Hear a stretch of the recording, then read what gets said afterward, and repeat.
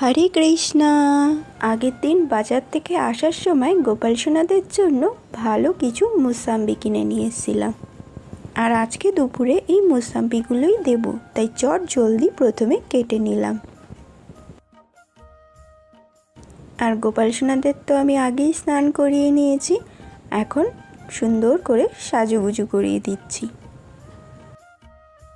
আচ্ছা, তোমরা অনেকেই বলছো সামনে তো জন্মাষ্টমী আসছে, তো গোপাল সোনাদের অঙ্গরাগ আমি কবে করাবো?